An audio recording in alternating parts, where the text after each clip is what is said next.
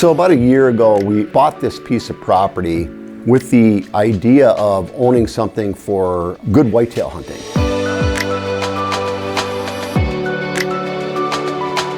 And over the past couple years now, this is our second year, some things have changed significantly about not just the purchase of the property, but the whole purpose of the property.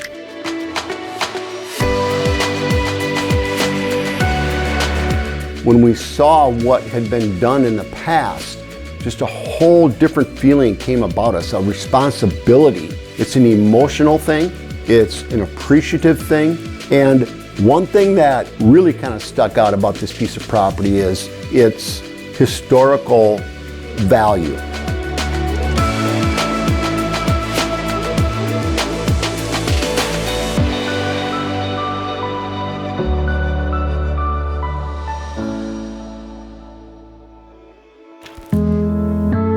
So one of the really interesting aspects of this new piece of land we've purchased and we're working and developing is just a lot of the historical aspects that have come along and a lot of things we've kind of figured out through our activity and just interactions with the past owners on this property.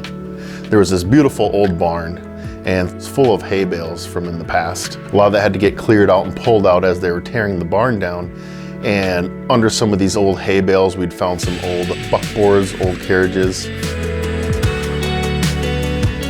There was also even a stack of letters we found dated, I believe, from, I want to say like the 1930s, around that time frame. And just reading some of these letters, it seemed to be from a younger sibling that was still living at the farm, and they had an older sibling that was up in the Twin Cities area. So just reading these letters, it just brought back a more simpler time and really brought some history and some perspective on that aspect to this land and this piece of property.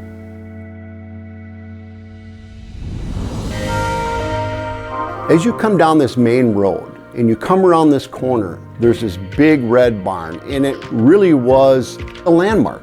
Everybody knew where they were when they come around this corner. There's that big red barn, there's that place. It's been there forever, since the horse and buggy days. So when we got there and seen the buildings and seen that they were pretty dilapidated and they couldn't be restored, it was kind of tough because we knew we had to take down the barn. We had chicken coops, corn cribs, all kinds of different buildings that were structurally unsound. And so after we assessed it, we realized that, you know what, we need to clear this stuff out of there, but we're not just gonna knock this barn down and burn it. And it just had too much emotional, historical value to it. So we decided that we were gonna reclaim it.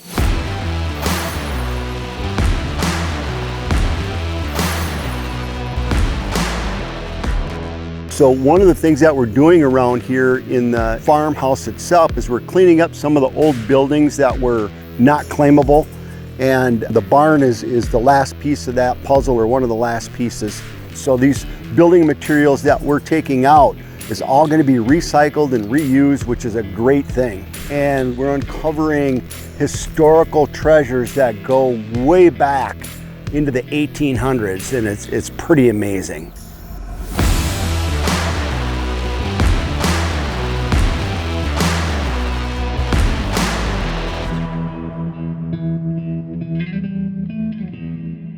So our barn reclaimers, they removed the hay and found these crazy treasures within the barn. You can see right behind me, there's a stack of wagon wheels here. There's an old buckboard. And then even behind that, there's an actual buggy. That'd be like kind of the fancy car, the town car, if you will. And then the buckboard would basically be the old time pickup truck where you'd run to town and get supplies and do different things like that.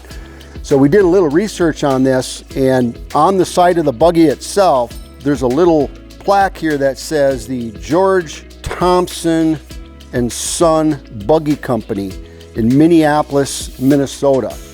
And as you go back, we did a little bit of Googling. This is post-Civil War in like the late 1800s, early 1900s.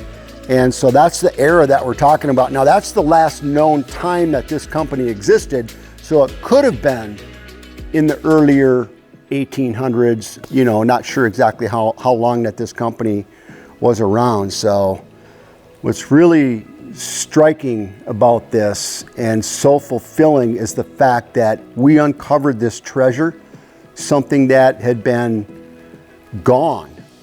And now that we found it, we've uncovered it, and we're able to document this as actual history. It's not forgotten. Kind of gives you a perspective and gives you a feeling of responsibility. What we started to find out as they started to dismantle this big barn, this iconic piece, is that these people cut the wood from the timber out there. I mean, the flooring was butternut. When butternut is a very rare wood now because there's a disease on butternut. In fact, in most places, you can't even harvest it anymore. So a lot of the timber that was into this barn, into making this barn, came right from this property. And that was amazing. So as part of the reclamation process, all this wood, you think of, tearing down a building and that's it, you've destroyed it. Well, no, it's just the opposite. In fact, we're taking this history and this asset and recycling it and turning it into something that's going to be treasured for many, many, many years to come. I was talking with Jack. Jack is the guy that is actually doing the entire reclamation project here for all the buildings. So this is kind of what Jack found here, is this butternut in the flooring, and he had us come out and take a look at it. Like you said, it's so important to recycle these older structures. I mean, Mother Nature is catching up with almost all of them, and most of this stuff will be used in remodels and furniture, and it's kind of the best way to conserve older style cuts. So right off the gate, what we're seeing is a live edge cut. So you're gonna assume that this was all cut on scene by the family. They didn't take the time to straighten up the edges, so they built the flooring piece by piece, whatever they needed.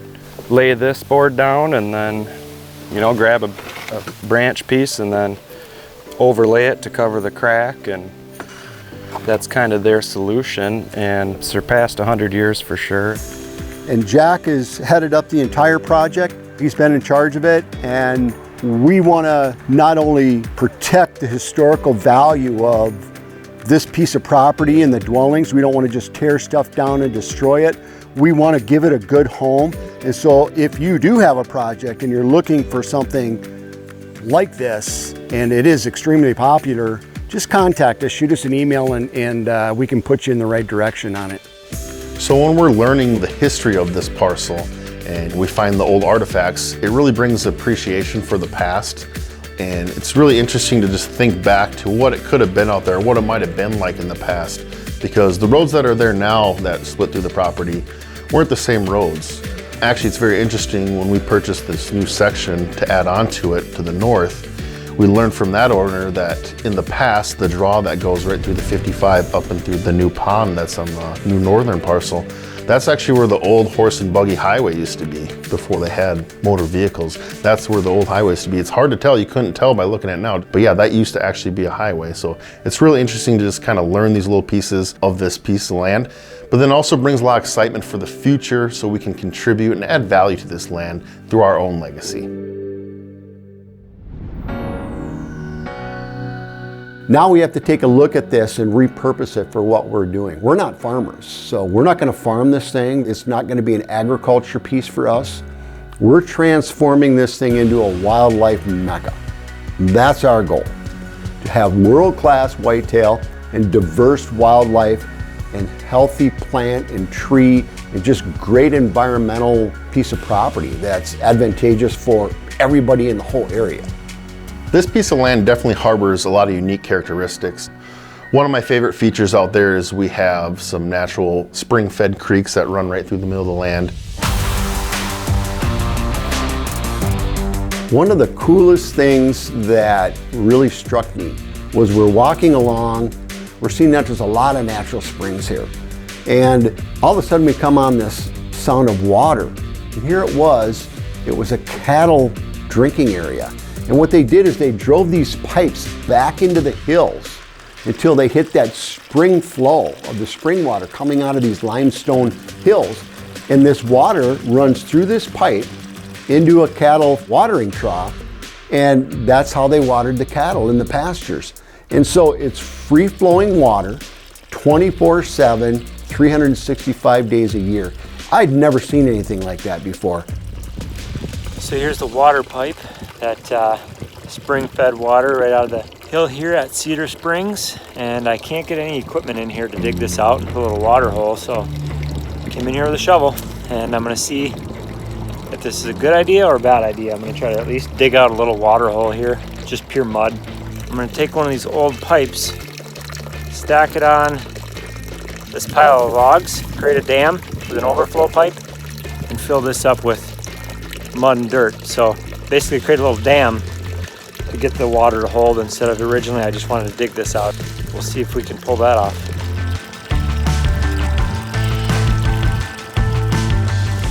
Apple tree right there. Here's our Cedar Springs flowing pipe, running water 365, it never freezes. And then I built a little dam, bunch of logs right here, and I used one of the extra pipes right there as an overflow pipe. So it's really gonna funnel these deer right below this little, call it a pond for now. Now they can pass really easy on this side, on the downhill side, and uphill side's still pretty thick. They could cross up there a little bit too. So this is gonna be just a killer spot now. Standing water before it just kind of trickled down the stream and left the apple tree. And then now we got water hole right here, 365. So perfect little water hole. Perfect spot to hopefully shoot a big buck one day. Really excited about this spot.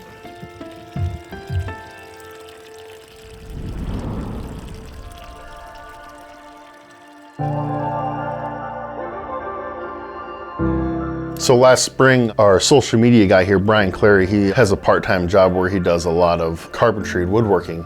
So me and him actually took upon the task of building the bridge across this creek on the 55 acres. It was a pretty elaborate job. We had to make sure it could hold trucks and tractors and trailers because we were pulling a lot of stuff and equipment around this. So it was pretty elaborate, but it was kind of fun, you know, just buying the wood, coming up with the plan from scratch, using his expertise, him using his suppliers and their expertise on engineering this bridge and coming up and creating this project. And now we've already created a long-term piece out there that's part of our future and part of our developing and adding value to this land.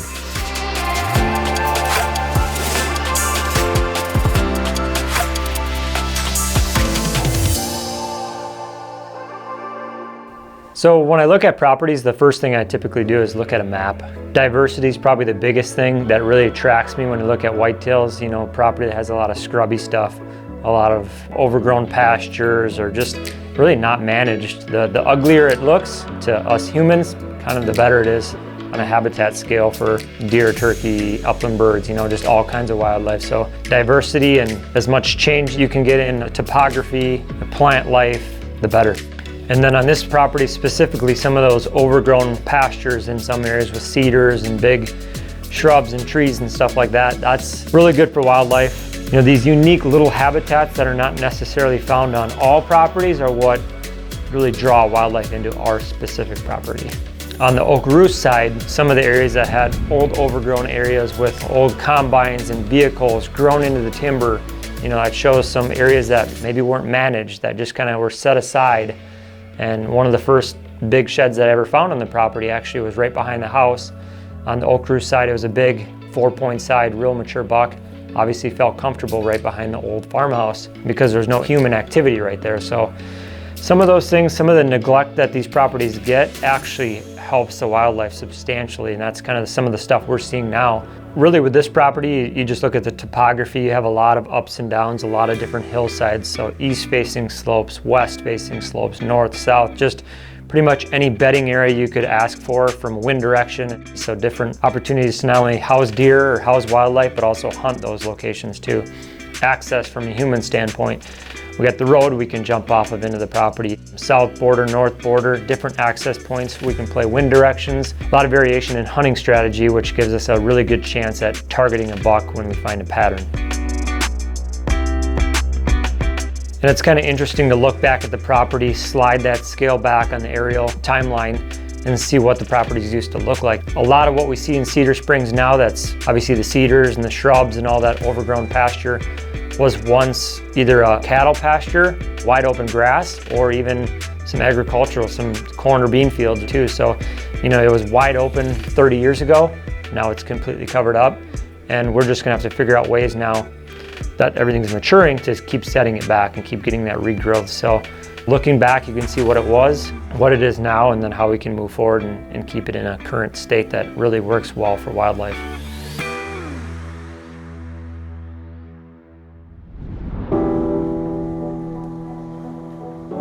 So from an overview or from an original thought process, I thought, we're gonna buy this land, it's gonna be great deer hunting, we're gonna be able to film on it, and it's gonna help the business. And it turned into something completely different. You could just feel the presence of what had happened on this land, and it just completely changed the way we felt about it. It changed the personal value of this land, and it added a sense of responsibility of what we're gonna do with this property at a whole different level. We have plans to, hopefully in the nearer future, be able to build out there and move our family out of the city, out into this rural property, and really make it, a home for ourselves and a home for our family. And since purchasing this piece of property, our dog passed away. We had to put her down. She got really old and sick. So our dog's already buried out there. This was all done in preparation and in focus for our future out there. We just love being out there, making memories, thinking for the future, and building on that legacy to come. This experience has just given me so much appreciation for what's happened before us.